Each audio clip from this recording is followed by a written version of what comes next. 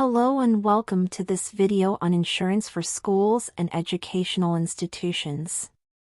As we all know, schools and educational institutions are critical components of our society. They provide education to our children, shape their future, and ensure a better tomorrow. But have you ever thought about the risks that schools and educational institutions face? Accidents like these can happen anywhere, including in schools and educational institutions. That's why it's essential for schools to have insurance. In this video, we'll discuss the importance of insurance for schools and educational institutions, the types of insurance policies that schools should consider, and the benefits of having insurance coverage. Schools and educational institutions are not immune to the risks and uncertainties that come with daily operations. Accidents can happen, and when they do, they can result in injuries, property damage, or even legal liabilities.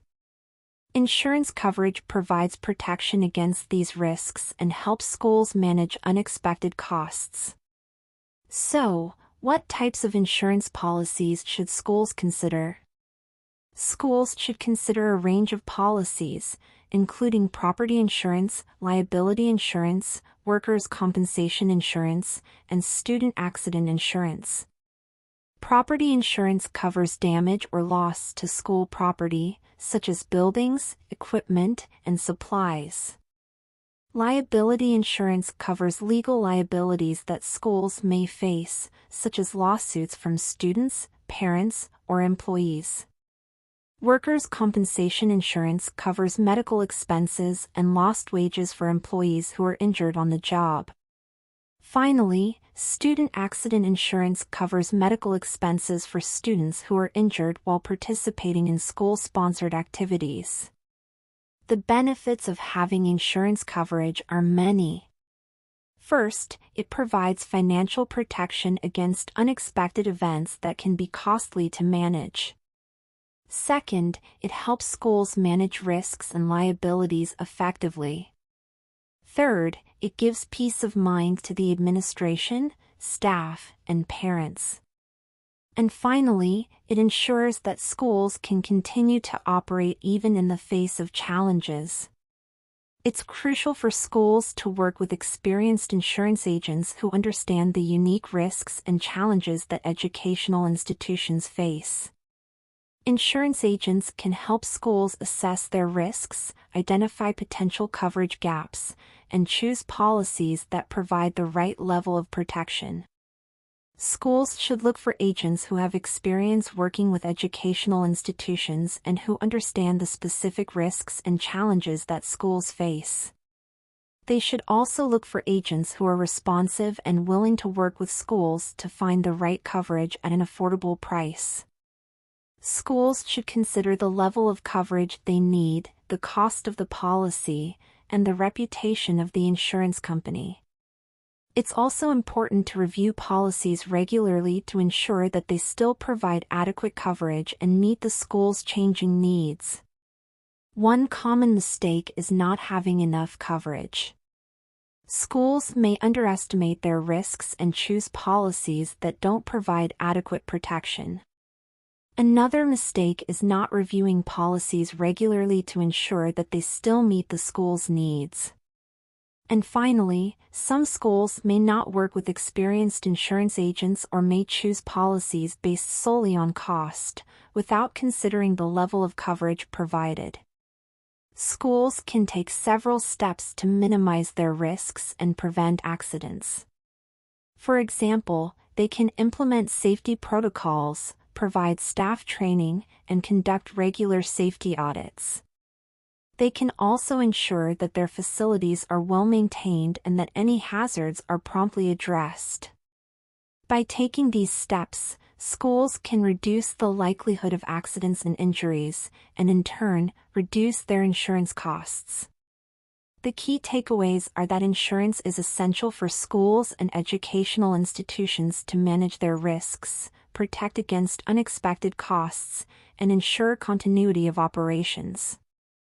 Schools should work with experienced insurance agents to choose policies that provide the right level of coverage, and they should also take steps to minimize their risks and prevent accidents from happening in the first place. Implementing safety protocols is a critical part of minimizing risks and preventing accidents in schools. Here are some steps schools can take to implement safety protocols. Identify potential hazards. Schools should conduct regular safety audits to identify potential hazards in their facilities. This could include things like uneven surfaces, slippery floors, loose handrails, or electrical hazards. Develop safety procedures. Once hazards have been identified, schools should develop safety procedures to address them. For example, if there is a potential slip-and-fall hazard due to a wet floor, schools should develop a procedure for promptly cleaning up spills and ensuring that the area is marked with caution signs. Provide staff training. It's essential that all staff members are trained on the safety procedures and understand their role in implementing them. This could include custodial staff, teachers, and administrators. Communicate with students and parents. Schools should communicate their safety protocols to students and parents and encourage them to report any potential hazards they may observe. Regularly review and update protocols. Safety protocols should be reviewed regularly to ensure that they still provide adequate protection and are up to date with the latest safety standards. By implementing safety protocols, schools can minimize their risks and create a safer learning environment for their students and staff. Effective communication of safety protocols is essential to ensure that everyone in the school community is aware of the potential hazards and understands their role in preventing accidents. Here are some effective ways to communicate safety protocols to students and parents. School website. Schools can create a dedicated section on their website that outlines their safety protocols and procedures. This section can also include information on how to report potential hazards and who to contact in case of an emergency. School newsletter. Schools can include information about their safety protocols in their regular newsletters. This is an effective way to keep parents informed about safety measures and to encourage them to reinforce these measures at home. Parent-teacher conferences. Schools can use parent-teacher conferences as an opportunity to discuss safety protocols with parents and answer any questions they may have. Parent orientation. At the start of the school year, schools can hold a parent orientation session where they can discuss safety protocols and demonstrate safety procedures. School assemblies. Schools can hold regular assemblies to reinforce safety messages and provide updates on any changes to safety protocols. Posters and signs. Schools can place posters and signs in common areas throughout the school to remind students and staff of safety protocols and procedures. Social media. Schools can use social media to communicate safety messages and share information on safety protocols with parents and students.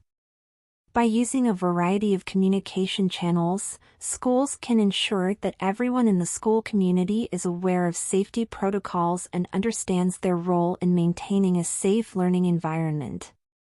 It's important to use clear language and graphics to ensure that the information is easily understood by everyone.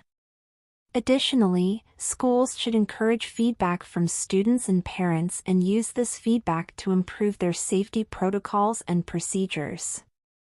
Ensuring that safety protocols are accessible to students and parents with disabilities is essential to create an inclusive and safe learning environment.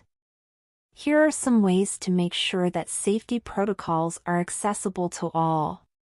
Use inclusive language. Ensure that the language used in safety protocols is inclusive and avoids jargon or technical terms that may be difficult for some students or parents to understand.